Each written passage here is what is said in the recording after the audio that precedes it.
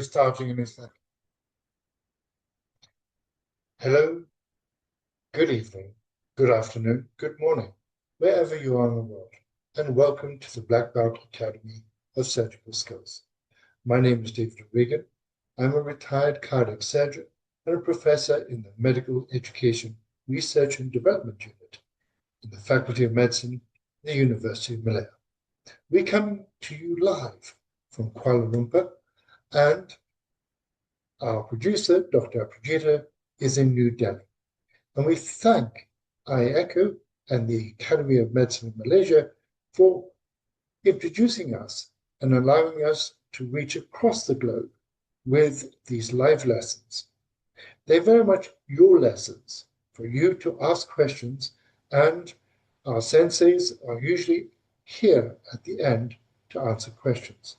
I hope Prof. Sile is with us this evening, but certainly I know Mr. Chris Cuddy is returning from the ICOPLAS meeting in South Africa.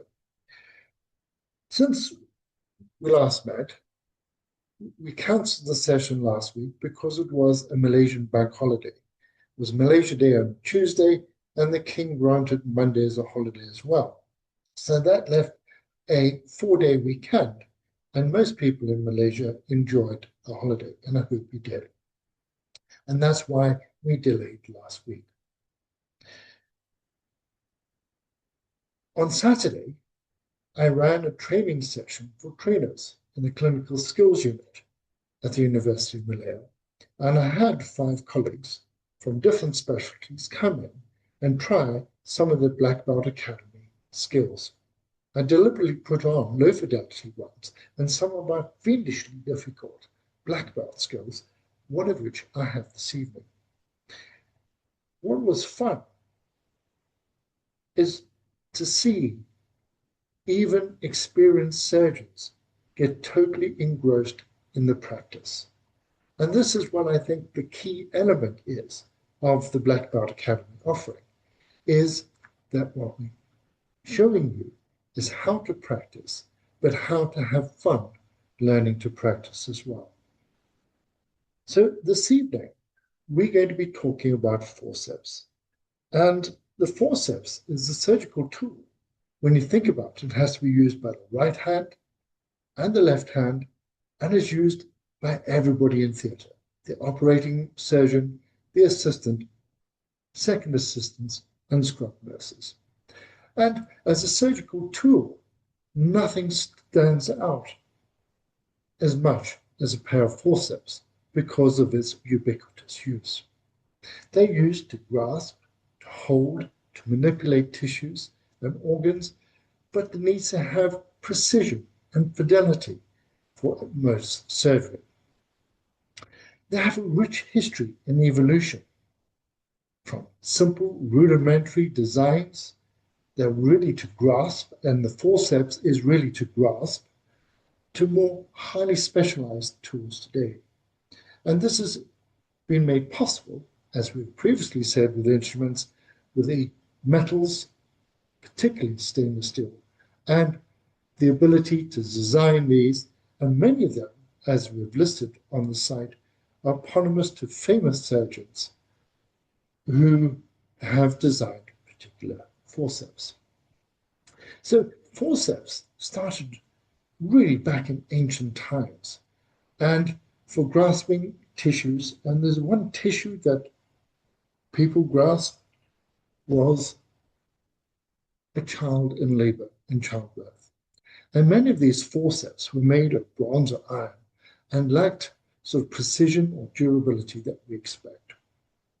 Now, there's a certain family, this is particularly in obstetrics and gynecology forceps, and where the name has really come from. The Chamberlain family, who lived in the 16th century, were credited for the first design of surgical forceps, particularly for childbirth. Now, there's a degree of intrigue and skullduggery, perhaps, with this family. They created a forceps design that enabled an easier delivery and kept it a very closely guarded secret for several generations, and marked a long journey in the development of forceps. You see, after Queen Regent Catherine de Mercy declared a ban on Protestant physicians, part of her campaign against the Huguenots, William and Genevieve Chamberlain and their three children, Peter, Simon, and Jane, fled France in 1569. And after arriving in Southampton, England, they had another son, also named Peter.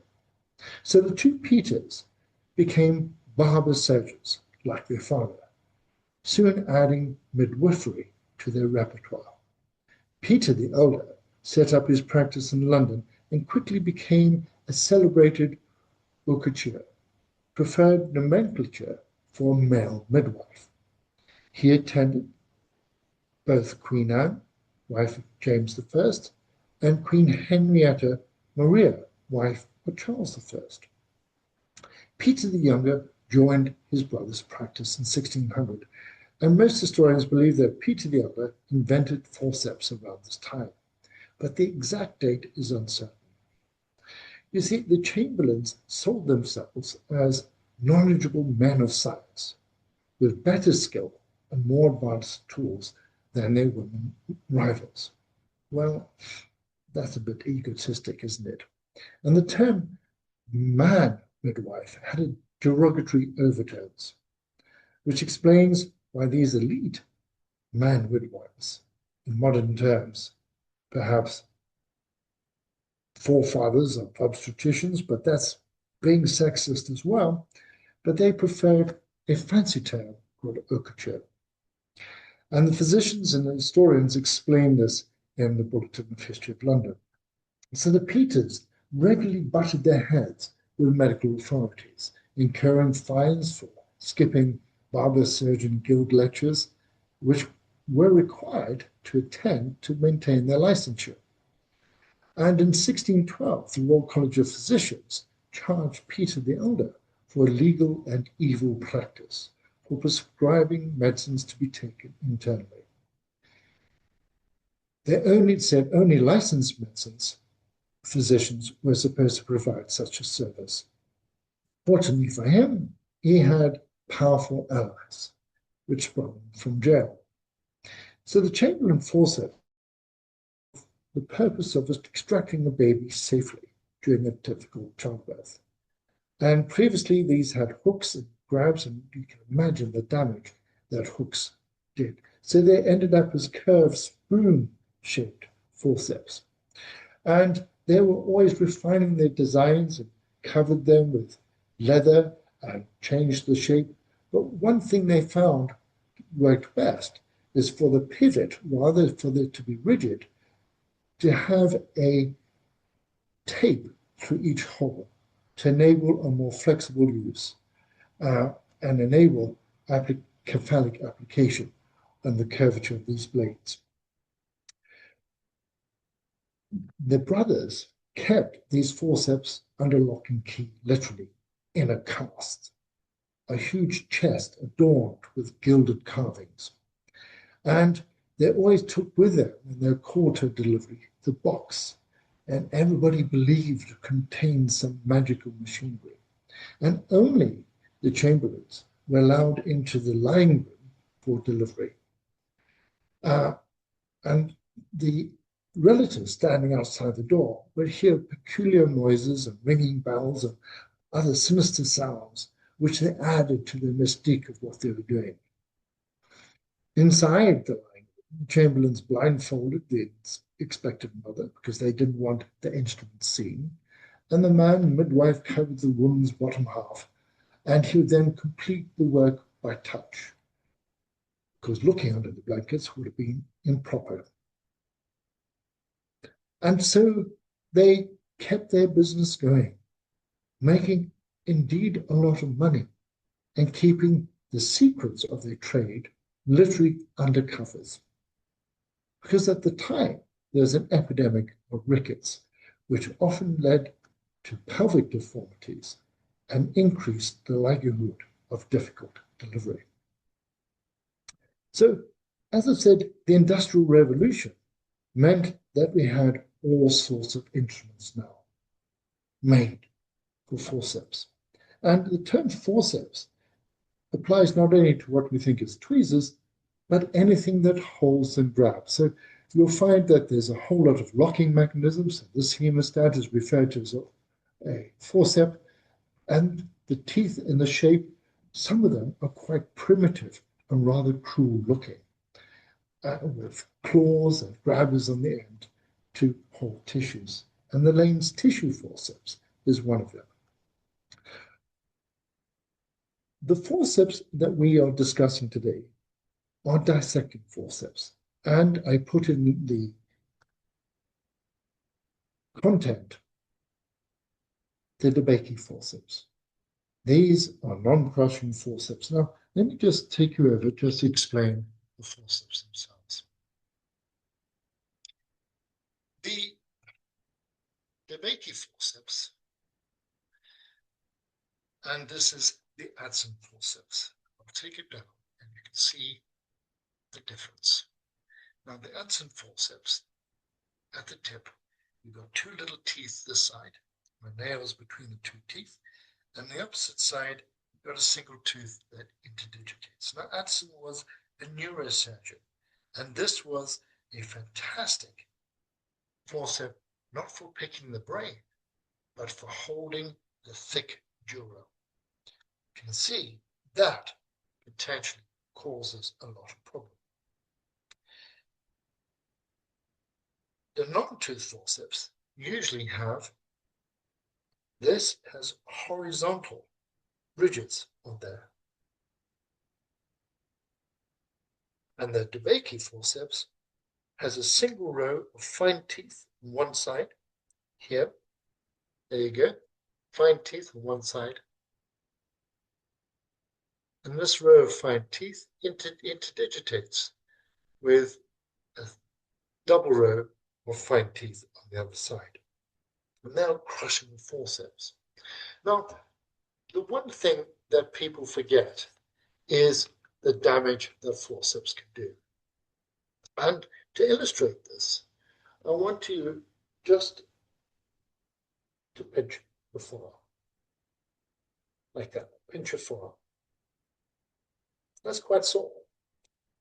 You can't pinch very hard because it actually will be painful.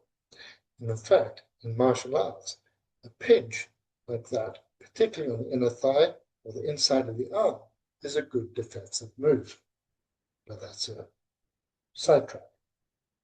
But what you're doing there is you're flexing the distal interphalangeal joints.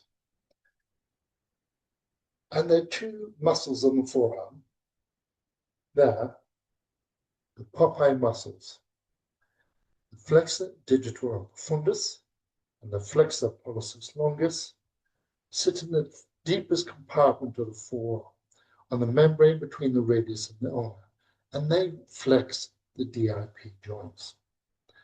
That grip is extremely strong, and that is the grip that enables Tom Cruise to hang off helicopters and cliff edges in Mission Impossible. That is not the grip that we want to see with surgery. Now I want you to actually try and pinch by this time keeping the distal interphalangeal joint straight. And now pinch your forearm, and no matter how hard you try, you cannot pinch. Actually, that pinch pressure can be life-saving on aorta, or on a lung, on a major bleed.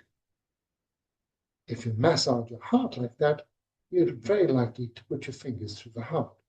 That's why you keep your fingers extended. We keep our fingers extended. The reason for this is I again demonstrate here. If you imagine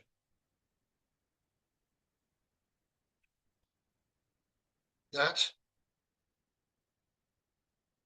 pinch pressure there generates a force of 25 newtons in women and 35 newtons in men. And if you think of the surface area of the end of your forceps, and I'm going to round it to 5 millimeters squared, all right, 3 by 2 millimeters. You're looking at 30 newtons over 5 millimeters squared.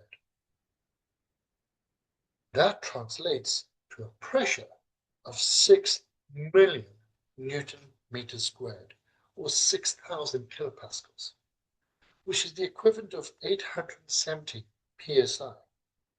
Now, for those of you who drive cars, you'll suddenly realize that this is 29 times your car tire pressure. That is what you're applying at the end of the forceps. And as we'll demonstrate later in one of our examples, I applied the tooth forceps to this side of the skin, banana skin, earlier. You can see the teeth marks made. Okay, you see the teeth marks made, and I applied the DeBakey forceps on this side. What I want you to appreciate is, in fact, the full thickness damage. And if I take the skin off, I peel it back like this. It says it all, doesn't it? You consider that banana skin is 3 millimeters thick. Just by simply grabbing the banana skin, I've ended up with a full thickness bruise of that banana. Now, if you were stitching the bow and applied the same force to the bow, you'd end up with a mucosal massacre. Likewise, if you apply the same force to the vessel, you'll end up with endothelial cell genocide, both of which are totally damaging, and you'll be referred to The Hague. So the way to avoid it, as we have demonstrated with a pinch, you're pinching like that. And if you look at my fingers as I'm holding these forceps, when I pinch, my fingernail blanches. See? Fingernail blanches. I can see the blanching of the fingernails through the gloves. You do not hold the forceps with the tips of the fingers, as some of you replied. Look at my fingers blanching there. You hold your forceps gently with a maximum surface area of the palp of the fingers and the thumb. And I cradle the forceps balanced on my middle finger and cradle the forceps like that in both hands. So often, and I invite you to look at photographs of basic surgical skills training.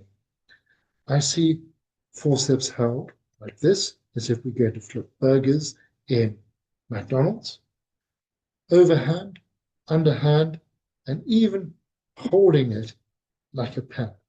That's not giving you stability. Not giving you stability at all. The other thing to remember is that on solid organs, that is a sharp object and can stab. So the forceps, used incorrectly, can cause significant damage. And what we need to learn and need to practice is accuracy and precision and lightness of touch in pickup and handling of all tissues. So it wouldn't surprise you that I have a number of exercises. They start off simple. And as you learn, you might want to actually have a forceps in both hands and pick up the forceps. I've now got banana all over that forceps. Let me just give it a wipe. It's sticking. Just simply, can you pick up some rice confidently from a bowl and put them in each of these? 1, 2, 3, 4. 1, 2, 3, 4. Now, that's relatively easy. we can mix it up a little bit. Take some seeds, and in here we have some mustard, some fennel, some coriander, and pepper seeds, all of different sizes. Again, learn to pick them up. Pepper, coriander, there's some small mustard seeds in here. And if you grab it too hard, it goes skidding across. So you have to mustard. And my fennel seeds, where are my fennel seeds? I'm going to have to top up the fennel seeds in here. Can't see many of them. There you go. Coriander, pepper. Oh no, that's mustard. Mustard is small ones. And sort them out. You can create games like this. And thanks to one of our previous viewers, Trevor, he has actually created, with a metronome increasing in speed, testing your skills, picking these up. Now, I'm not wanting speed, but to gamify this exercise, we have made it into a game that you can play on the app that we hope is going to come out in the not too distant future. So putting them in spoons is actually quite easy. But what if we change the game and now we have straws? Let's try it with the rice. The rice, you can see, is longer than the diameter of the straw. So you have to pick it up accurately and manipulate it such that you can drop it in. Now, this is the skills test that we have used at the Association of Surgeons and Training conference. And really, we wanted people to put 8 grains of rice in 4 straws. And if you drop the rice, you're out. And it was timed. I think it got down to 15 seconds, just over 15 seconds, which is an astonishing time of accuracy in putting these rice grains in the end of straws. You can make it more difficult by making the straws bendy, and bendy straws in different directions. And again, you're having to pick it up, orientate the rice in the straw, and drop them in. It's a simple exercise. You can set up at home. And we did ask, does anybody practice? Some of you said you're picking up small things like staples. I would use organic products, lentils, rice, seeds, all very, very useful for this purpose. We can then make it more difficult and take a pepper. And at the bottom of this pepper, guess what? We have these wonderful seeds that we now can pick up accurately and delicately and drop them in the straws. There are many, many fruits and vegetables that will enable you in this practice of accuracy pickup. And I recommend, if you've got 2 forceps, to use work at the same time on both your hands. And what we want to see is deliberate, accurate picking up and placing of the seeds in each of these straws. Again, you can have a friend call it out and say, right, black, left, red, left, yellow. And you go until you don't drop any seeds whatsoever. Well, they're dry seeds, aren't they? And they are relatively easy to pick up and place. Changed into yams. Seeds. Let's try. I found this pumpkin. And now we want to accurately pick up pumpkin seeds. These are dry, but we have to make sure we deliver the pumpkin seeds without damaging the surrounding tissue. Is this not like picking out foreign material from trauma wounds with accuracy and precision?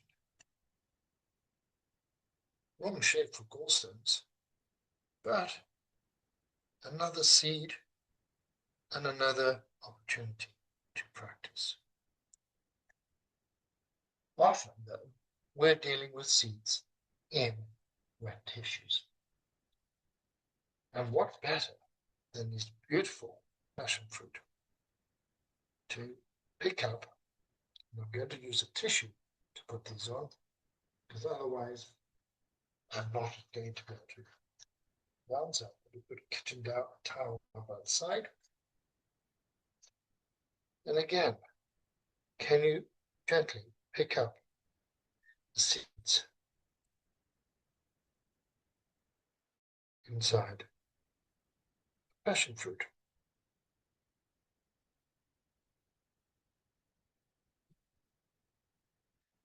An absorbing game. If you don't have a passion fruit, a tomato. Seed is smaller, but the tissues and the feel and the accuracy that is required is exactly what you will be dealing with in theatre with human tissues. We've put tomatoes, and bananas, and tangerines in CT scans and compared that to suture pads. And the Hounsfield units, which represent the density of these tissues, is between 40 and 70 Hounsfield units, which is akin to the regular soft tissues that you'll find in the body. Because these seeds are covered with gelatinous material, it is not too dissimilar to working within an operative field. So there you have it. Accuracy and precision with fidelity in taking out these seeds. But of course, we need to be able to do this with a lightness of touch. And you can try separating bits of tissue with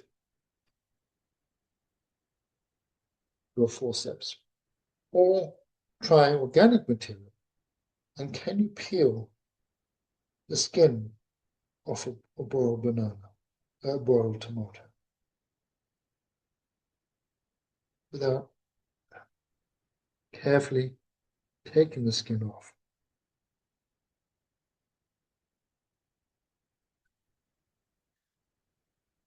And this would be like a dressing, wouldn't it? In some respects. What we don't want to be doing is sticking our forceps into the tomato itself. There you go. Nasura from Baghdad said, what about using a boiled potato? Because the skin of a boiled potato is a lot thinner and fragile. Now, I've overboiled the potato on this side, and you can see the potato coming away. But there you go. Thin, delicate tissues. I can put my forceps underneath. And I'll focus in on that so you can see it better. There you go. Look at that. This, you don't want to be grabbing the potato because of retirement. You can see how thin that is. Organic material, very thin. And it's testing your ability to pick up the edges. You don't want to be tearing the potato itself. There you go.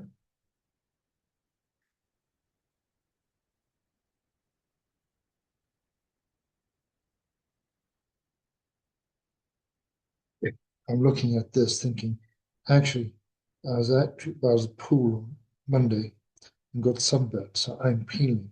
So I'm looking at this thinking, actually, my upper arm and shoulder is peeling like this as well.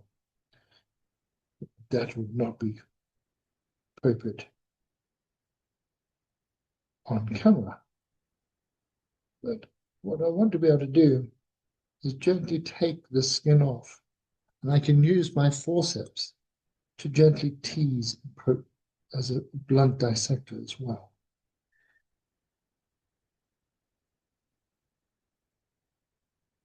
And all these models, all there, it's actually very satisfying, to be honest. And see what I've just done there? My forceps, without paying attention, whoops, I've stuck it in the potato. So it's very easy to get distracted and not pay attention to your forceps. And there it was, without even recognizing it. As I was talking to you, my forceps in my left hand pierced the potato.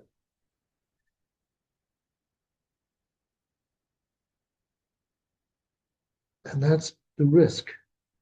Forceps are beautiful instruments, but you need to learn how to use them and be aware that they can stab and damage tissue. This is not too dissimilar in texture to an inflamed lung and a pneumonia or a pericarditis or liver tissue or spleen for that matter. All of them would give away literally like that with inappropriate use of the forceps. So the models themselves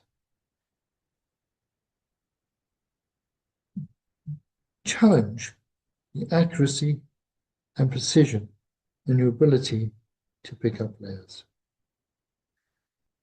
And really what you want to be able to do is do it without damaging the potato underneath. There's a nice strip. Very thin. And I have to credit Surah in Baghdad, who a couple of years ago suggested this exercise, and I've shared it with many people since. See how easy it is to grab the potato. You do not want to be doing that at all.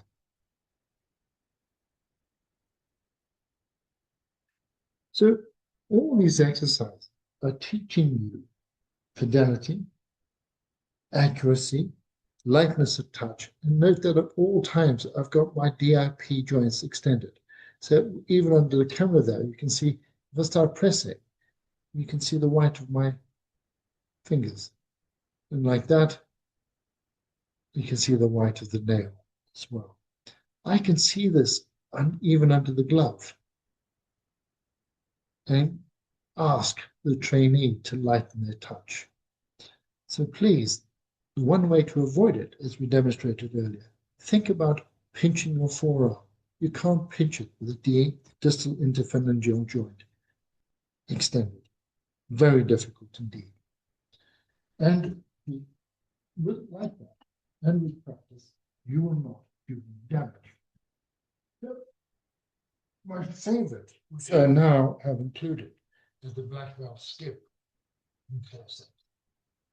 All these are part of a graded skill in practicing, but this is the one on Saturday that really got the attention of the audience, my colleagues there.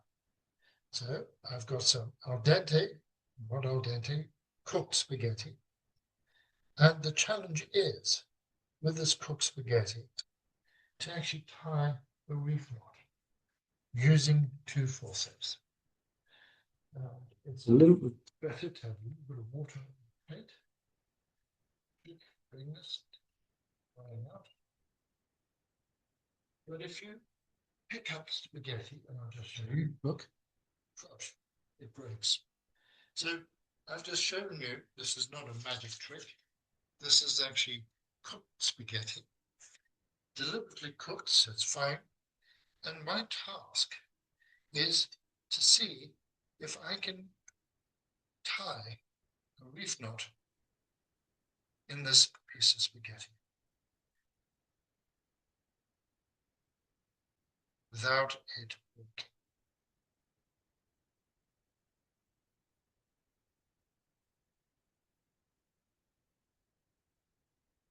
I might go a bit silent for a moment because, like all these models, it does require a degree of concentration and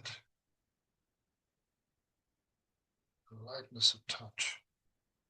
I can't just grab it because it'll break. So I have to tease this way through. Hopefully we'll pick up that end. Oh, there you go. There's the first throw. All right. There's the first throw. So the second throw is, see, let's prove to you again. It amputates the end. So if I grab it, it'll break. So I want to go right over left, left over right. And bring this there. Whoops, see, that's broken.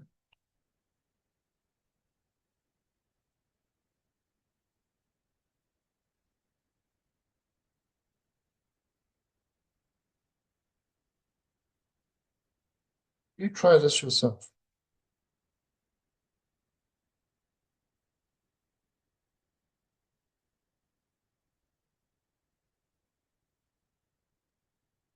There you go. The black belt challenge for forceps skills is to try and tie a reef knot as I've demonstrated there. And just to prove to you that well-cooked spaghetti, I'm now grabbing it and chopping it up. So this is not a fake exercise, it's the real deal. Now, what's interesting, I have actually managed to tie a reef knot. I have tried very hard, and I still haven't managed to do it, is to tie 3 knots in it. And that is proven to be extremely difficult indeed. Extremely difficult indeed. So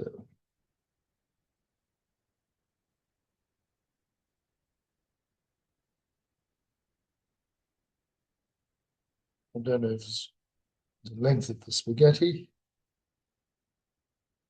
Oopsie, broken.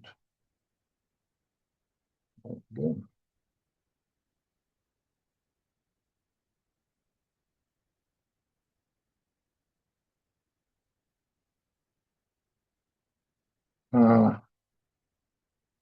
Not so easy. But I commend this exercise to you for practice. It is infuriatingly difficult. And what's interesting, a comment by many of people who have practiced some of these exercises, they say it's fiendishly difficult. It's fun, but it certainly punishes you when you do it wrong. So that's a decent length of spaghetti. So another go. What I've noticed with many of these exercises, because you get instant feedback, you're immediately learning how to handle the tissues. And because it's giving you that immediate feedback. And because it's giving you immediate feedback, I've noticed that people want to do it again. I'm going to do it right this time.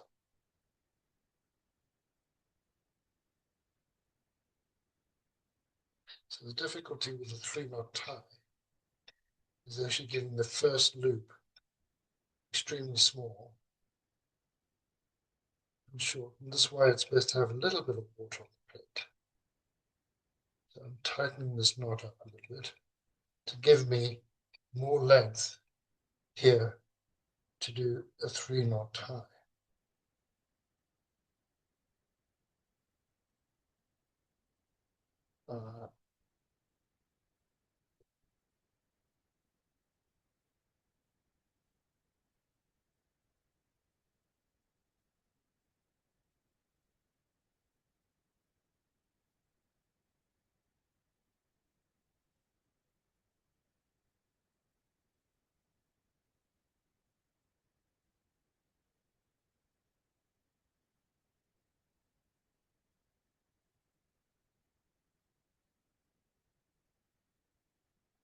It's a brief knot. I'm just barely holding on that end.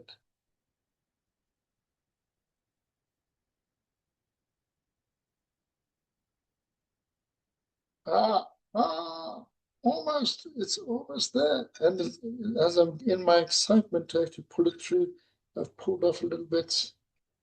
And I want, there you go. There you go. Ah, that's the first time I've done it. I'm actually pleased. But you can see how awkward that is. That's 3 knots. I'll leave it to you. So, what we're wanting to achieve here is to give you exercises that are going to challenge your skills. There's no point having models that are easy because surgery isn't easy. You want models that will take you through increasing difficulty, that actually give you the haptic feedback and also indicate when you do it wrong. This plate of spaghetti is a fantastic example. And I felt sorry for you in some respects because I actually felt getting so engrossed in doing it, I wasn't actually talking to you as an audience. But that's what concentration and focus is all about. And that's what you'll find in surgery, is that when you're operating and you become really engaged and focused, you lose awareness of the outside and you get focused on the task at hand. I don't know of many surgical models or simulations that actually do that. And I've observed, and I'm trying to find references in paper, to actually suggest that because it does that, you are self-motivated to come back and do it again, and do it again, and do it again. Because we don't practice until we get it right. We practice until we can't get it wrong. So one last thing to point out, and we'll take you over again. So you remember our stitching model, where we wanted 12 perfectly radial sutures in a banana. And we don't have to worry about the mush here because that's not relevant to the exercise that we're going to be pointing out. But the thing is that I found, and when noticing that people are stitching, imagine that I have to put 12 perfectly radial sutures around them. Now, this stitching test is the Black Belt Academy stitching test, and we do it with our non-dominant hand behind our back. But of course, our forceps are involved. In the stitching courses that I've taught, particularly the coronary stitching, as soon as I put the forceps in to play, so now your needle and your forceps have to work, the stitching goes totally awry. And the problem is when people are focusing on, if you've been following, on place, point, rotate, they forget what their forceps are doing. And the forceps should be providing traction and counter traction at each and every stage. So placing some staplers in this banana, as I go around, my job is to undo the stitches, but I now have to not only focus on the stitching, but I have to focus on what my forceps are doing. I did not use my forceps to deliver the needle or change direction. I'm now changing my direction, and I'm going to pretend I am retracting again. And the whole thing is that when people are focusing on their stitching, what I've noticed is that the left hand loses control. It loses control and it drifts and drags. And if you drift and drag here, you pull your staple out. And that's an indication of drifting and dragging and grabbing. So as you focus on your dominant hand, many people forget to maintain that lightness of touch and accuracy with a non-dominant hand. And this exercise would be the final exercise in stitching, is can you put your stitches around the banana, rotate your needle around without actually using forceps, and your forceps is not pulling out the staple.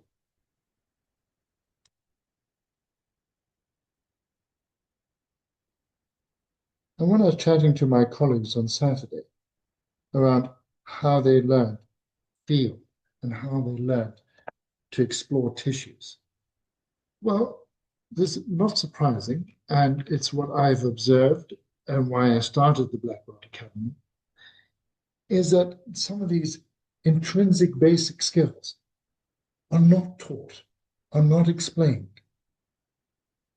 And one of the reasons is because it's all become experiential. You've learned to feel the tissues when things go wrong and things go right by volume. But practicing on patients is no longer acceptable. But we do need models that are going to give us that haptic feedback and demonstrate when things go wrong. This is what the Black Belt Academy is about. You can practice at home, and you need to be regularly checked upon by an expert to make sure that you're standing properly and that you haven't picked up any bad habits. So with that, I note that my fellow sensei, Dr. Seeley, is online, and she could probably enlighten us further about the Chamberlain forceps and forceps for delivery. Thank you, Sensei, and look forward to hearing your comments and observations on skills with the forceps. Prof. Seeley. Hi, Prof. I'm in an encore room. You're Still in on call room. Prof. Okay. So, Yeah. what are your Yes. observations about forceps? First of all, the story about the Chamberlain forceps and obstetrics. Yes, Prof. Yeah. Are you familiar with that story? I miss her a little bit earlier part, but I start joining your, with the seeds and the rice and, and the difference of the pumpkin and yeah, right. So that's really enjoyable. You're really creative, bro. So I think now I'm in the kitchen and then I will, if I go to kitchen, and when I start cutting all these, then I will remember all these things to, use for the teaching aids. Yeah. All right. Yeah. Yeah. Email Yes. their ideas, photographs of Yes. models they use at home, and be creative. And Yes. don't show us what you think. Sure, So, Prof. I have a few things to discuss. Yeah. yes. Yeah, because like we have a tooth forceps, the tooth forceps, and then non-tooth forceps, non-tooth forceps in the theater. All right. So I would like to discuss a little bit about the difference between this tooth forceps and non-tooth forceps, the usage. Because like sometimes the students, or even our master students, and they confuse, the usage of these forceps. So even like when we are suturing the skins, now we start practicing without picking up this. But in the deep tissues, then if we are out of reach, then sometimes we might use this the forceps, dissecting forceps. So yes, tooth forceps, actually it is for the after tissue, is like tendon and the nerve and all that. Yes. And you use the Lane's tissue forceps almost as Yes. to grab the cervix as well, don't you? You have a tooth forceps. Yes, Prof. Grab the forceps. Yeah, Babcock. Yeah, Babcock and all that. Yes, yeah. And some of them have got wicked teeth, haven't they? Yes, yes, Some Prof. of them Yeah. wicked teeth, but in that circumstance, you want to be able to have a firm grip of something to hold it and pull it down to aid your dissection, don't you? Yes, Prof. Correct. So it's like for the dissecting forceps, some of them are, like a sharp tooth, sharp non-tooth forceps. We use this for the cautery, for cauterization. Yeah. We don't use the tooth forceps. We use non-tooth forceps. But non-tooth forceps. So, but when we start holding the non-tooth forceps, and then the nurse or assistant might think that we are going to burn. So we always have to warn them that this is not to burn or not to burst, right? If you want to hold the dedicated, like a vessels and all that. So I think they are sometimes like a physiological reflex. Once the surgeon hold the non-tooth forceps, they thought that we are going to burn. So we still have to remind them that it's not to burst, or sometimes like we want to hold the dedicated tissue. So this is one important point. Yeah. Yeah, the forceps, when used in operating, is often used, as you say, to hold a vessel and to diathermy. Yeah. You have to be careful that your forceps is not touching anything else, because that will burn as well. And you'll probably also notice that if you've got a hole in your glove, you'd suddenly feel the burn on your finger too. So yes, the ideal forceps for diathermy would be the non-tooth diathermy forceps for picking up. But the forceps, the idea behind this banana in demonstrating the damage on the skin is simply, the simple thing to remember is if you're doing that on your forceps, you're generating a huge amount of force, and the pressure is going to be full thickness, as in this banana. And no matter where you are in the body, particularly when you're stitching or cutting or using your scissors, you have to remember your left hand that's controlling the forceps works independently, and you have to control it and stop grabbing, drifting, and dragging. And those are the common three errors I see when using with junior doctors, because they're so focused on the dominant hand, the non-dominant hand is doing other things. And that's when you're learning, you do need to train both hands on the forceps. And you do need models that are going to give you feedback if you're too hard in gripping tissues. And that's why the organic models that we use in the Black Belt Academy are there for their purpose, to give you that feedback, to train you in that lightness of touch. So you're working in wet environments, dry environments, you're having to be accurate, picking up different seeds and rice. I've actually picked petals of flowers previously as well. And if you apply even these, crush, then you apply, Crush. they're crushing forceps.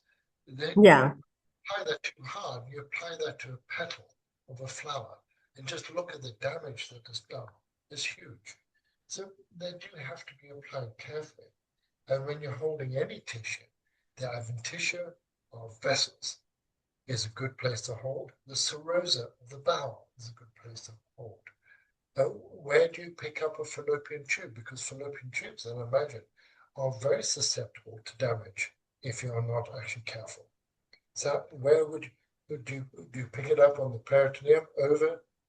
Yeah, so you're not directly applying the force across there, because I can imagine that would ruin the endometrium. Yeah. Yeah, I still saw one important point that just now you demonstrate, with the sharp non-tooth forceps, it actually is like stuck into the banana.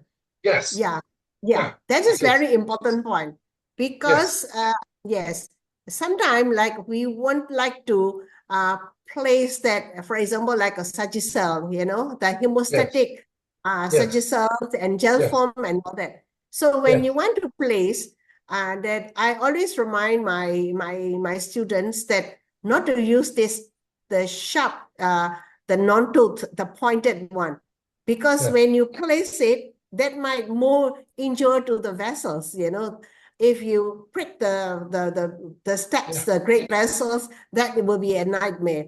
So you want to stop the bleeding, use the blunt non-tooth DeBakey forceps, the blunt one rather than the sharp tip, because it can just snap the area. Well, one of the very good forceps to use in an emergency situation are those well, what are they called? Sponge forceps Punch with forceps. sponge forceps. And what is interesting, you can put a sponge forcep on your forearm, on your hand, and it's firm, but doesn't cause any damage. And the sponge No. forceps are actually very useful in an emergency situation for holding something steady. And because they round themselves and they haven't got nasty serrations, they're quite good for holding tissue in place. But of course, like all ratcheted instruments, you don't want to be putting it on the full ratchet. You want it one or two maximum, because the same thing applies. And if you put the full ratchet on any other ratcheted forceps, the force that's going to be generated is absolutely huge. So, like most things, putting your hands together, all you need to do is just gently hold it like that. Mm. You don't have to squeeze the living daylights out of it, far from it. And I think, particularly with the ratcheted forceps, many people crunch them together thinking that's how they're used, but that too can cause serious damage. It's interesting when talking to colleagues that none of this has ever been made explicit in their surgical training. And they said, well, we just learned it, we've just observed, and we're never being told. And it's surprising, really. I think every forceps designed for their specific use. So that we really have to appreciate. For example, it's like the Babcock forceps. You use it for the appendix to gently hold it without damaging the appendicular vessels. Yes. So as this Babcock, we use to hold the fallopian tube without damaging. It's curved like that, isn't it? Yes, Prof. Yeah. So Yeah. that it won't damage yes. Yeah. So we Yeah. have to remind the next generation, because like this is the instrument is designed to use this, so that don't break the rules, then okay, whatever we have an instrument, we will just use it, but it will cause crushing damaging the tissue. So I think the crushing and damaging also happen with laparoscopic instruments as well, because they have forceps there and robotic instruments. And what's interesting with those, that the surgeon is not getting any haptic feedback. And indeed, on the laparoscopic instruments, you've almost got a trigger-like instrument and squeeze it. And that's going to be causing damage. And what's interesting is the last sense, so to speak, that's being investigated, and the work is at Harvard at the moment, is haptics.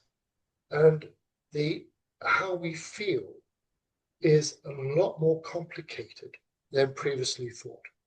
A lot more complicated. And it's a mixture of all the Merkel cells, rising corpuscles, Pacinian cells, encapsulated, non-encapsulated endings. And it turns out that feel is extraordinarily difficult to mimic.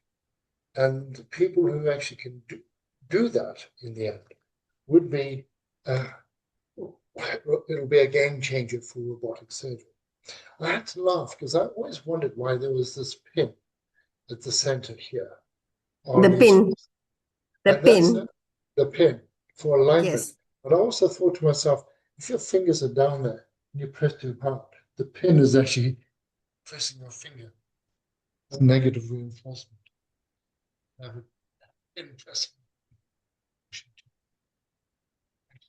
It's to align the jaws. Haptics and feeling of tissues cannot be underestimated, and I think is the essence of good surgery. And forceps should be considered extensions of your fingers. Thank you. Stella, I love your insights. Thank you very much. And ladies and gentlemen, thank you very much indeed. I'm so excited to have actually got 3 ties in my spaghetti.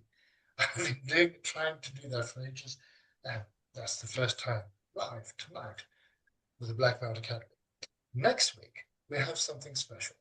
We get to deviate slightly and reinforce how to learn motor skills based on Peyton's methodology. But this time, we're going to do something different. And I wondered if you can juggle. Our son's going to take us through a lesson next week on how you can learn to juggle. It's very good for meditation and balancing right and left hemispheres. But the sequence of learning is important and how you practice as well. So I do hope you can join us next week as we're going to teach you how to juggle. And the week after that, we're going to get you tied up in knots. Thank you very much indeed for joining the Black Belt Academy. Thank you, Dr. Apogita of production. Thank you, Dr. Steele. And thank you to our regular audience, Dr. Rod, who tunes in without fail every week. Wish you well. See you next week. Thank you very much indeed.